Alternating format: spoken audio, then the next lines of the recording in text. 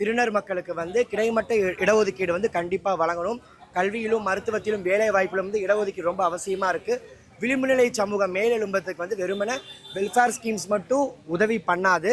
இங்கே திருநர் சமூகத்தில் எல்லாருமே பிரெட் வின்னராக தான் இருக்கும். எங்களுக்கு ஜஸ்ட் உங்களுடைய திட்டத்தின் வாயிலாக எங்களுக்கு ரொட்டி துண்டை மட்டும் தூக்கி போடுவது வந்து ஏற்புடையது கிடையாது. எங்களுக்கான கிடைமட்ட இடஒதுக்கீடு ஹாரிசான்டல் ரிசர்வேஷன் கொடுக்க வேண்டியது கோரிக்கையை தாண்டி இட்ஸ் அ டிமாண்ட். அது அரசியல் சாசனத்தின்படி கண்டிப்பாக எங்களுக்கு வழங்க வேண்டியதின் அவசியம் இருக்குது. அதை தாண்டி இன்னைக்கு திருநர் சமூகத்தில் இருக்கிற எல்லாருமே வந்து பொலிட்டிக்கல் ரிசர்வேஷனுக்கு நோக்கி நகர்ந்து வந்திருக்கோம். எங்களுக்கு வெல்ஃபேர் ஸ்கீம்ஸை தாண்டி எங்களுக்கு ஹாரிசான்டல் ரிசர்வேஷனை தாண்டி பொலிட்டிக்கலி எங்களுக்கு ரிசர்வேஷன் ஒதுக்கப்பட வேண்டியது அவசியம் இருக்குது.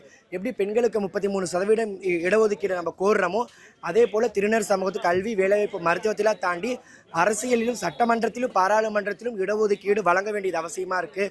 லோக்சபா ராஜ்யசபாலையும் வந்து உறுப்பினர்கள் எங்களுடைய சமூகத்தை பிரதிபலிக்கின்ற விதமாக எங்களுடைய சமூகத்தின் பிரதிநிதித்துவம் அங்கே இடம்பெற வேண்டியது அவசியமாக இருக்குது.